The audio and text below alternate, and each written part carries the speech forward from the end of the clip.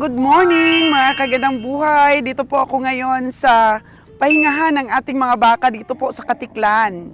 At time check po natin is 8:30 in the morning. Ang karga po ng ating truck is 20 na karabaw at saka 30 na mga baka. So kinukondisyon po nila maaga pa lang mga kagandang buhay para i-ready na mamaya. Maglo-loading kami ng mga 2 p.m. para po patawid ng Mindoro to Cavite Slaughterhouse. Tingnan po natin mga kagandang buhay ang ating mga baka at mga kalabaw dito po sa ating pahingahan.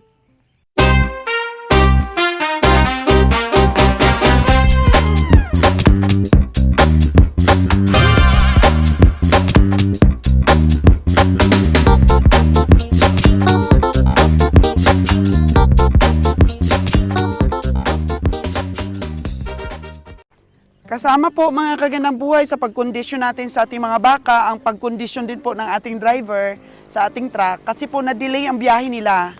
Dahil nawalan po ng hangin yung preno po mga kagandang buhay, dahan-dahan lang po ang kanila pong pagbiyahe. So supposed to be dapat kahapon mga alas 9 ng umaga sila dadating, dumating na po sila ng alas 4 ng hapon.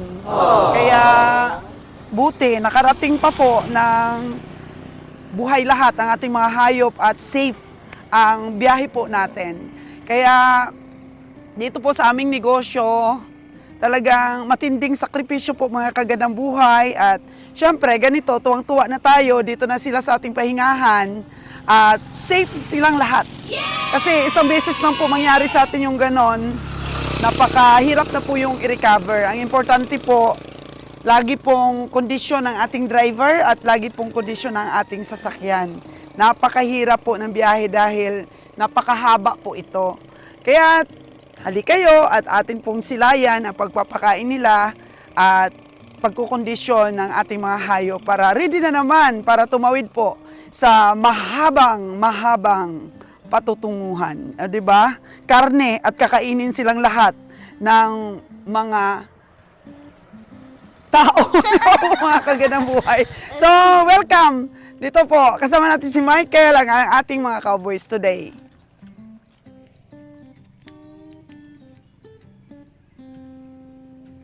Naalala ko, Mike, sa La Libertad ito binili ni Kabiyang Roger. Di ba, no? Ang itim na baka na binalik-balikan ni Kabiyang Roger para mabili. Saan yung mga kalabaw natin?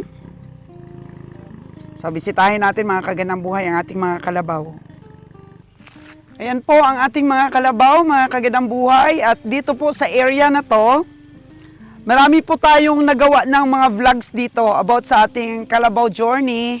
At yun nga mga kagandang buhay, no, napatigil tayo dahil syempre, kung nakita natin na hindi na maganda ang ating biyahe, hindi na healthy, ay nagpapahinga tayo. At ito na naman nga po, mga kagandang buhay, sumisipat na naman ang team sa Kalabaw. At sana nga, mga kagandang buhay, maganda ang recovery ng ating 20 na kalabaw ngayon na dala.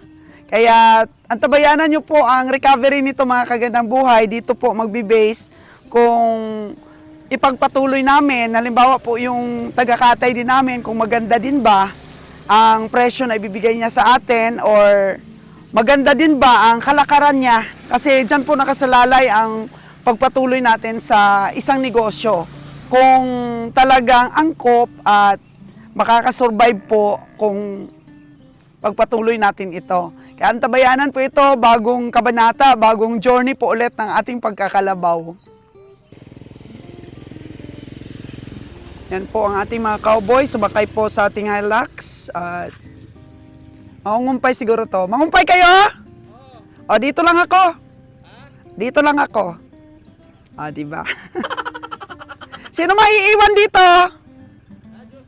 O, si Joseph, ang driver po maiiwan. Okay. Yan po ang ating mga kalabaw. At of course po, siguro mga kagandang buhay sa aking mga taga-subaybay, excited din po kayo dito po sa pagbabalik kalabaw namin. Kasi nung nakaraan na nagkalabaw kami, hindi nakatikim kami ng panalo. Puro pag-aaral po yun. Nag-upisa po ang price namin sa 265. per kilo. Pero nung unang-una, naging 260 pa eh. Yung maliliit, tapos yung malalaki, 265. Pero talagang hindi kaya po, mga kagandang buhay. Kaya tumigil kami. Tapos, tumaas naman, naging 270, naging 275. Tapos po yung pinakahuli, 280, pero niloko po kami. Ginawa pong Class A, Class B, Class C yung aming karne. Walang kwenta po, mga kagandang buhay. And then, nagsumubok para naman kami sa ibang mga taga-Katay, pero talaga pong hindi kinaya. Kasi ang isang factor po doon, konti yung nakakarga namin sa aming truck. Kasi kung sa baka, nakakakarga kami ng 50 heads. Sa kalabaw, kakarga lang kami ng 40.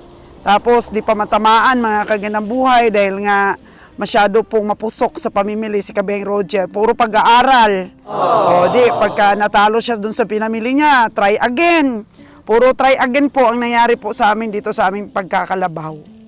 Yan, may mga irtag naman po silang lahat at ngayon po ang nabili ni Kabeng Roger sa unang biyahe na to para sa Kalabaw is 14 heads.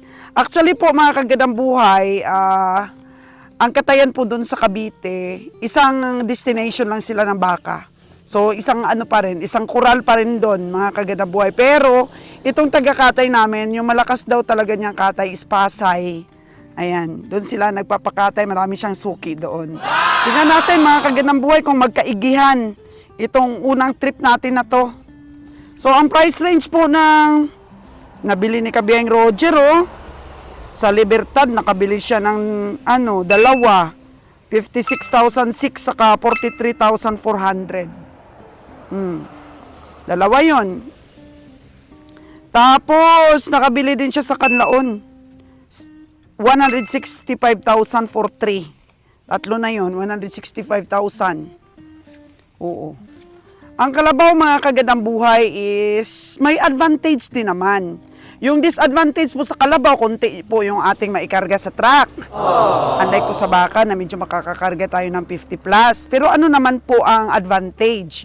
Ang advantage po sa Kalabaw sa biyahe, mga kagandang buhay, is hindi na natin sila ginagastusan ng feeds.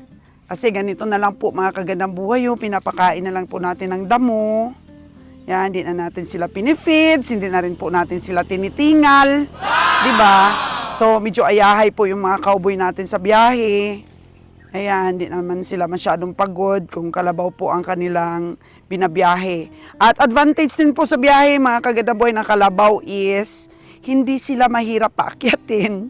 Unlike po sa baka, ang daming matatalino. Diba? Nagpapatay-patayan para po hindi sila makaakyat. So, ang Kalabaw naman po, mga kagandang buhay, risky lang po talaga kung manungay ang Kalabaw. Diba, meron kami nabalian ng, nung nakaraan, ng sungay. Sinungay niya yung isang Kalabaw na katabi niya. Oo, pero kung sanay ka na po mag-alaga ng Kalabaw, okay naman. Pero wag lang po talagang kampante dito sa mga Kalabaw. So, ayan po yung advantage at disadvantage. Tsaka medyo mahal po ang presyo ng karne ng baka. Compared sa Kalabaw, mas mahal po siya ng 35 pesos. 35 pesos po, mga kagandang buhay. Yung difference. Oo. Ayan. Sa Kanlaon naman, ilan ba nabili ni Kabeng Roger sa Kanlaon? 4.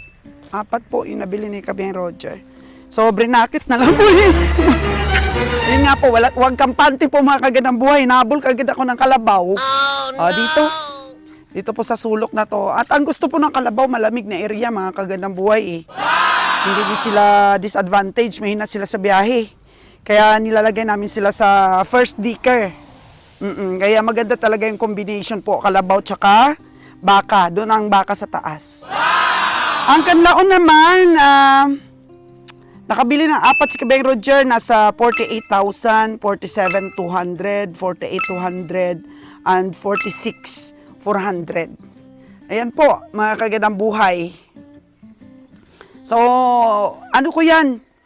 I-vlogs natin yung recovery.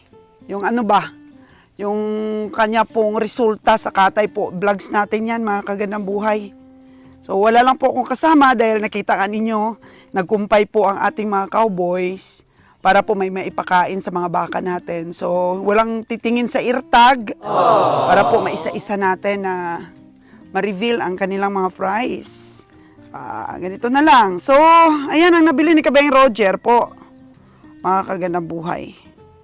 Actually, may nabili pa siyang 63,000, 48,000, 58,000, 48 na dalawa. So, total ni kabiyahe is 14. Oo, sa 20. 14 talaga yung sa kanya. So, tingnan natin kay Winnie. Oo, 5 heads kay Winnie. Ano ba to? Kasi ang listahan ganito eh.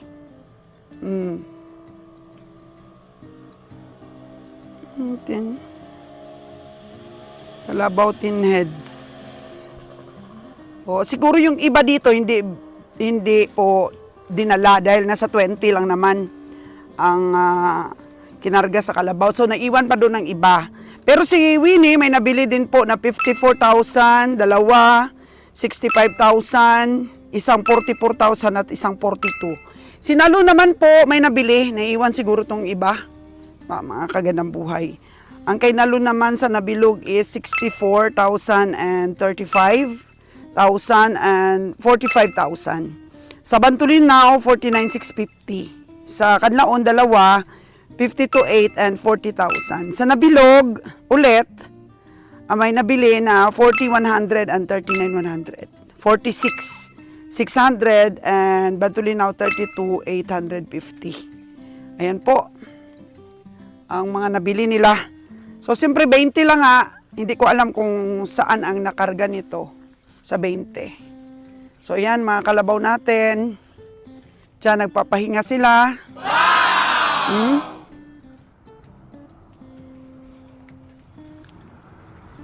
Kaya nakakatuwa po mga kagandang buhay yung mga manunood natin sa mga stockyard. Tuwang-tuwa po sila. Yung mga ahente, tuwang-tuwa dahil sumipat na po ulit kami ng kalabaw, lalo na po dun sa bakong. Pero, syempre, nanibago sila po kay Kabiyahing Roger.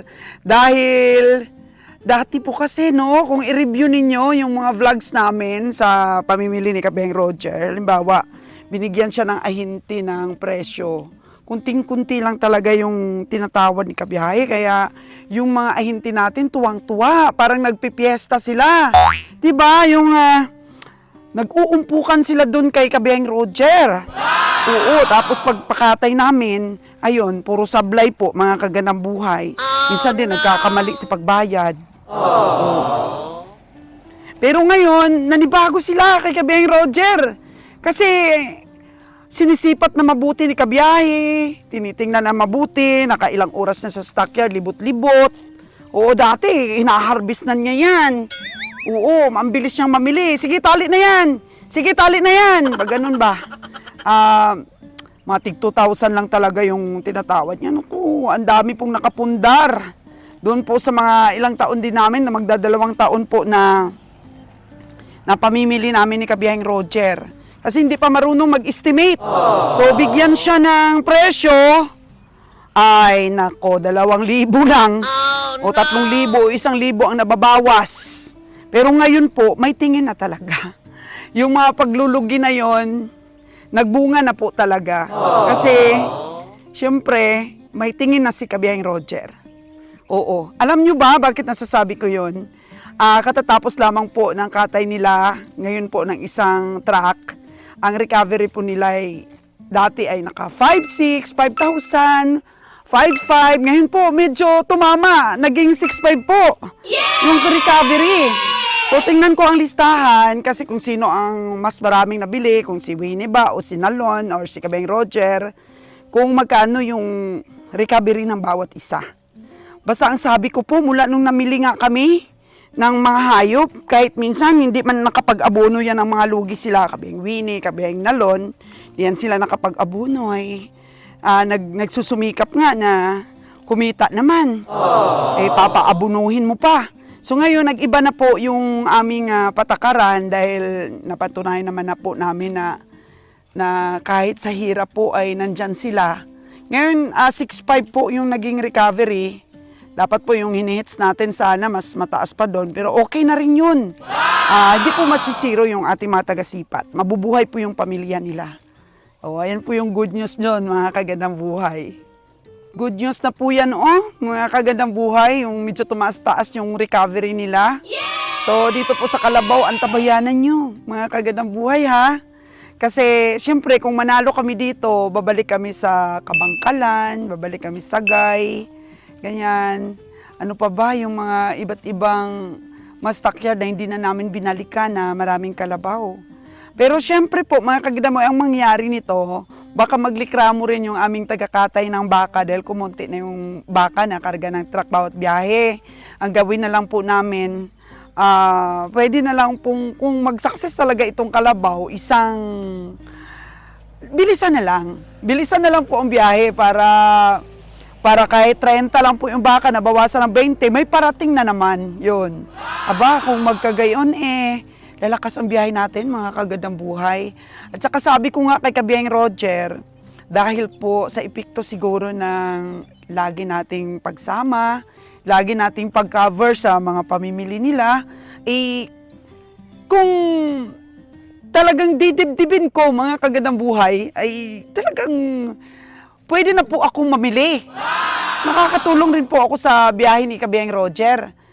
Kayang-kaya na po yan, kayang-kaya ko na po yan. Kasi, di ba, minsan nagkikritics din po ako. Madali ka po kasi mga kagandang buhay, matuto kung ikaw rin yung kasama sa pamimili, tapos nakikita mo yung mga recovery, nagkakaroon ka na rin po ng tingin.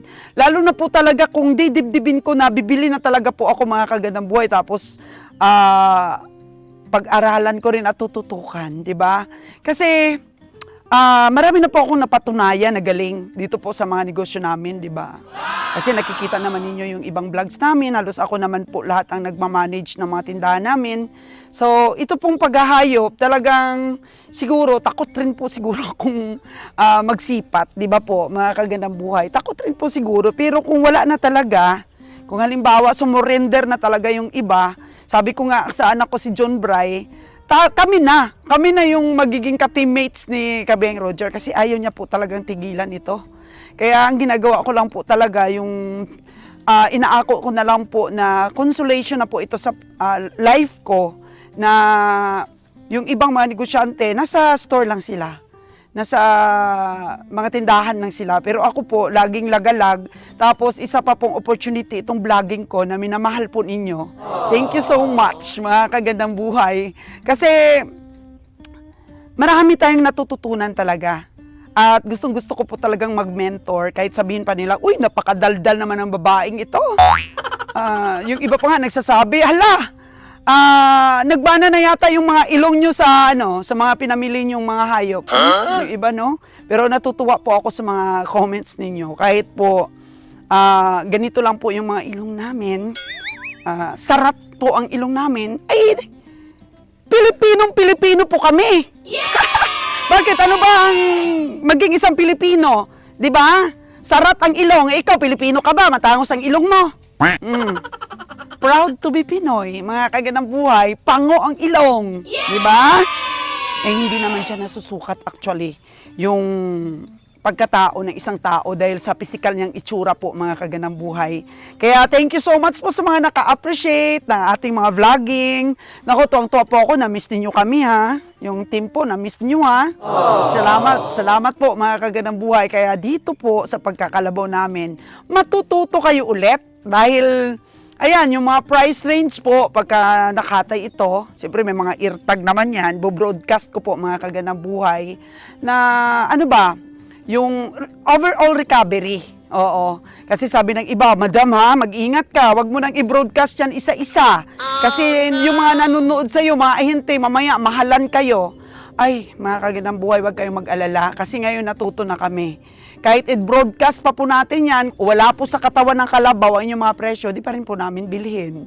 Di ba po, mga kagandang buhay? Kasi ito, lagi kong inuulit-ulit. For reference po ito eh. Ito mga vlogs natin, for reference eh. Nag-upisa lang po kami sa presyo na 260, 265, naging 270, 275, 280. Palakpak naman tayo dyan! O di ba, paangat ng paangat. Tingnan lang natin kung umangat lang talaga itong mga kagandang buhay dahil subok pa rin po ito sa mga tawaran ulit natin. Kasi mahirap tamaan talaga. Kasi kasama kasi sa binibili mo yung H02 po, mga kagandang buhay. Yun, ang tubig talaga po na nilalagay sa hayop kasama sa pagbili natin. Kaya 'di ba, yung pusit, pag bumili ako ng pusit mga kagandang buhay, halimbawa, bumili ako 1 kilo, naku magtataka ka pagkatapos mong iluto, matubig no? Oo, tapos dala sa kilo rin yung tubig, binababad nila eh. Tapos pag ganun, ikikilo nila, nako. Pag ano mo, pag luto ng pusit mo, talagang kunti lang ang 1 kilo. Oo. Katulad din po sa pag-estimate yan ng mga hayop po natin, mga kagandang buhay. Kasi nature na talaga yan ng mga nagbibinta po. Hindi na natin sila madidiktahan kung anong gusto nilang gawin. Kasi nature na po talaga yan sa mga stockyard. Oo, kaya kailangan yun nga. Sabi ko, paano ka makabili ng hayop na masiguro mo na tutubo ka? Eh di, mga kagandang buhay, tamang estimate. Di ba sabi ko, nagbigay ako ng mga tips sa inyo. Ayan. So, adjustments na lang po talagang kulang dito mga kagandang buhay sa pamimili namin. Kasi alam na namin kung saan kami bibili ng kalabaw, ng baka. Kilala na rin namin yung mga ahinti na lagi kaming lugi. Ma-avoid na po namin yung pagbili sa kanila ulit. Diba po? Ma-avoid na po namin yan. Kaya ang dami ng study yung nagawa namin dito. Sa price na lang po, adjustments din po ng mga taga-Katay. Di ba? So, yan, nakamit na natin yung adjustments. Tumaas-taas na po ang ating karne ngayon sa karkas. Mga kagandang buhay. At ayan na, lilibot-libutan na tayo ng ating kalabaw. Hirap, mahirap yan. Mamaya, masungay ako. Wala akong kasama dito. Oh, no! Di ba? Doon, lipat naman tayo doon sa kabila, mga kagandang buhay. Kaya nga sabi ni Michael kanina, nako, maiwan ka dito. Kaya mo, sigurado ka. Kaya. Kaya yan. Kailan ba natin di kinaya yung mga hirap sa buhay? Kaya yan. Kaya sa mga OFW dyan na nahihirapan ngayon, naku kahit gaano ka liit o gaano man yan ka konti ang natitira sa atin na sweldo, mag-ipon pa rin po, magtabi. Kasi mabilis po dumadaan ang mga oras. Ayan, tumanda na pala tayo sa kaka-OFW natin, wala pa rin tayong ipon. Aww. Kaya, ang pag-aalaga ng hayop, maganda pong investment ito. Diba? Thank you so much sa inyo pong pagsuporta kay Sol's Gandang Buhay na pango ang ilong. But I'm proud, kahit pango tayo mga kagandang buhay, iyan ay katunayan na tayo ay Pilipino. Sarat ang ilong. Yeah! Saka, diba, maitim, kayong manggi. Kayong manggi po tayo. Pero ang mga Pilipino po ay mapagmahal. Mapagmahal. Yan. Lipat tayo sa kabila po.